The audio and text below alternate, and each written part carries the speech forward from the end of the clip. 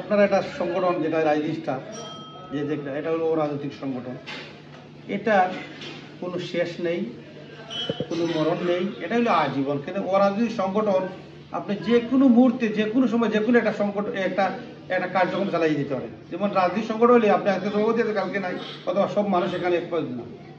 তো আমি আপনারা এখানে যাদের নাম আমি দেখছি অধিকাংশ প্রবাসী আমার অত্যন্ত শ্রদ্ধাভাজন ব্যক্তি। আমাদের লন্ডনে থাকেন, বার্সেলোনাতে যারা থাকেন, আমার ভাই ছোটো ভাই শাহিদুল সোহেল আহাদ আমার বড়, ওনার সাথে আমার সম্পর্ক তিতুর রহমান আফাজনী ভালো সম্পর্ক। তো আমি কিন্তু বলবো না, আমি আপনাদেরকে জাস্ট একটু পরিচয় দিব। আমি 2006 সালে এই মানবাধিকার সংগঠন সম্বন্ধে আমি কথা বলবো। এই 2006 সালে যখন আমি স্পেনে যাই, তখন স্পেনে যারা কাগজ নেই, কাগজবিহীন মানুষ, এদেরকে পুলিশ ধরে হয়তো বাংলাদেশে পাঠাতো, আফ্রিকা পাঠাতো, অথবা এক্সক্লুশন দিত। একজন মানুষকে ধরলে 3 বছরের এক্সক্লুশন, মানে 3 বছরের ভিতরে আপনি তার দেশে থাকতে পারবেন না, কাগজ হবে না। সেই অত্যন্ত পরিশ্রমের কারণে, অত্যন্ত মানে মানুষের অসুবিধার কারণে আমি মাথার মধ্যে একটা চিন্তা নিলাম। আমার কিছু ভাই ছিল বিভিন্ন বর্ডারে, সেটার মধ্যে আমি একটা উদ্যোগ নিলাম যে একটা সংগঠন করবো যাতে অসহায় মানুষকে কীভাবে সাহায্য করবো।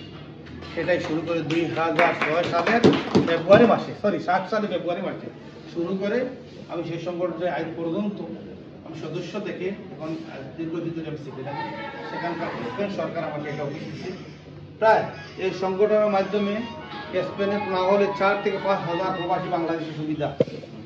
আমার কাছে 3,000 মানুষ আছে যাদের ঘরের অ্যাড্রেসের কারণে, আমার অফিসের অ্যাড্রেসের কারণে তারা লিগেল হতে পারছে সেই সংগঠনে। আমার ব্যাপারে আপাতজনই যারা বেশিরভাগ হইলো আমার শাহিদুল সোহেল, যখন আমার এই কিছুদিন আগে 7 বছর ছিল মাদ্রিদে।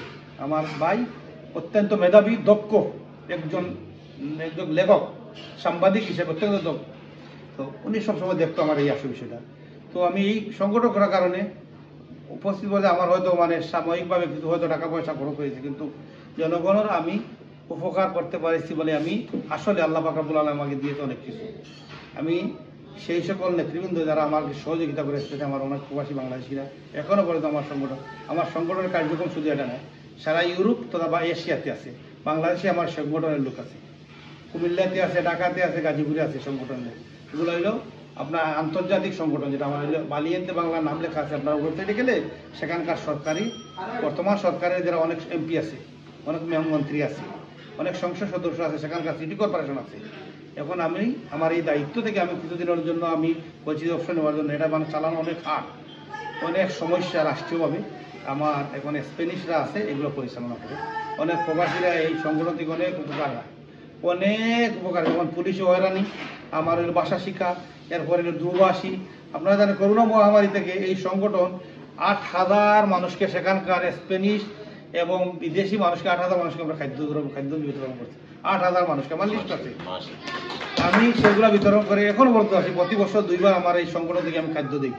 যেমন আপনার হইলে ক্রিসমাস ডে যেটা আছে আপনার ডিসেম্বরে, আর আপনার নবীদা করে 2টা ডিসেম্বর, বছর 2টা আমরা ওগুলো মানুষকে প্রায় 200-400 মানুষকে আমরা খাদ্য বিতরণ করি। এটাই যা। তো আপনারা যারা এই যে কাজ করছেন, অত্যন্ত ভালো কাজ, অত্যন্ত ভালো উদ্যোগ যেটা আপনার করতে, যেটা নির্দলীয় একটা সংগঠন, অরাজনৈতিক সংগঠন। এই যে রিক্সা বিতরণ কথা ডালিমা বলছে, অনেক রিক্সা আমি এখানে যাদেরকে দেখছি, অনেক আমার ভাই বন্ধু, অনেক সহযোদ্ধা প্রবাসী আছেন এখানে, লোকাল অনেকে চিনি, আমি চিনি হয়তো মানে নামে মাঝে না, কিন্তু অনেকে চিনি। আর এই সংগঠনে অনেক ভাইয়েরা মারা গেছেন, আমি ওনাদের রুহের মাগফিরাত কামনা করি। আমার ভাই অসুস্থ ছিলেন, আমরা দোয়া করব ভাই, আল্লাহর কাছে দোয়া করবেন। এটাই, একজন মানুষ অসুস্থ হলে আল্লাহ যেন পাক রব্বুল আলামিন সুস্থ বানায়, এটাই আমাদের আর কিছু করার নাই। দোয়ার মাধ্যমে আল্লাহ পাক রব্বুল আলামিন অনেক কিছু করে। আর আমার ডালিম ভাই বলছেন, ভাই বলছেন, বড় ভাই বলছেন, আমি আশাবাদী আপনারা এই সংগঠনকে চালিয়ে যান। আমাকে যতটুকু আমার সাধ্য অনুযায়ী আমি সংগঠন, কেন আমি চাই এইগুলা সংগঠন যাতে মানে জীবিত থাকে আপনাদের মাধ্যমে, আগামী দিনে আরো সচল, আরো সুষ্ঠুভাবে চলুক, আরো শক্তিশালী হোক। কারণ আপনারা অনেক আছেন এখানে, সিনিয়র হয়ে গেছেন, জুনিয়ররা আসলে দেখবো এই অরাজনৈতিক সংগঠনগুলো চলে মানুষের সেবার জন্য। আর যদি আপনারা একজন মানুষ অসুস্থ হয়, আমরা 10 জনে মিলিয়ে 1,000 করে 10,000 টাকা দিয়ে অনেক উপকার আসে। তো আমি অনুরোধ করবো, আমি সেই স্পেনের একজন আমার ভাইয়েরা আছে, অনেক আছে বার্সেলোনা থাকেন, আমার তিতুর রহমান, শাহিদুল সোহেল, আফাজুল, তারা জানেন।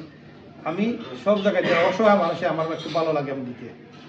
আমি এই পয়সাগুলা মানে গরিব মিসকিন মানুষ যদি দেই তাহলে আমার মনে হয় যে মানে মানে শান্তি আছে যে আমার একজন মানুষ আপনাকে 500 টাকা দিয়ে আমি খাওয়াইয়া ফেট বানিয়ে দেবো, কিন্তু এরকম অসহায় মানুষ যদি পায় 5 কেজি পেঁয়াজ পাবে। আমি এগুলো চিন্তাধারা করি। আর আপনারা যেগুলো করছেন আলহামদুলিল্লাহ, আপনারা এই কুলাউড়াতে অনেক মানুষকে সাহায্য করতেছেন, আগামী দিনে সাহায্য করেন, এগুলো আপনারা ধরে রাখেন। আমার অনুরোধ, আমার উপরে যতটুকু আসে, যতটুকু সাহায্য সহযোগিতা আছে, আমার বাইরে আছেন, এখানে স্পেনে আছেন, লন্ডনে আছেন, আমি সবাইকে বলবো আমাদের এই পুরানা ঐতিহ্যবাহী সংগঠনকে আপনারা তুলে ধরেন। আমি আপনাদেরকে সর্বাত্মক সহযোগিতা পাবো। আমার নামের প্রয়োজন নাই, আমাকে সদস্য রাখেন না, কিন্তু আপনাদের এই সংগঠনে যদি আমি আপনাদেরকে 2 টাকা সহ্য করতে পারি যেভাবে হোক, তাহলে আমি খুশি হব যে এই ঐতিহ্যবাহী সংগঠন তাদের আরও যতদিন আমরা বাঁচতে আছি, আপনারা বেঁচে আছেন, এই সংগঠনগুলি আপনারা চালিয়ে যাবেন। এখানে আমার অনেক সিনিয়র ভাইয়েরা আছেন আলহামদুলিল্লাহ। এই কুলাউড়ার মধ্যে আমি দীর্ঘ 15 দিন ধরে আসছি, এই ধরনের লোক আমি কোনো পাই না কোনো সমাজে। এই ধরনের দক্ষ যোগ্য মানুষ আমি কোনো পাইনি আসলে। যেটাই আমার দেখা আমি কয়েকটা প্রোগ্রাম করছি, কিন্তু এই দক্ষ মানুষ, শিক্ষিত মানুষ, এগুলা যে আপনারা নিয়ে আসছেন, এই একত্রিত করেছেন, আর এই সংগঠনের দায়িত্ব আছেন, আমার মনে হয় আপনি ঘুরাইলে পুরা জেলার মধ্যে এই ধরনের সংগঠনের দক্ষ মানুষ পাবেন না, আমার যতটুকু ধারণা। কিন্তু আল্লাহ পাক রব্বুল আলামিন সবাইকে আপনাদেরকে হায়াত দেন, আপনারা সুস্থ থাকেন, ভালো থাকেন।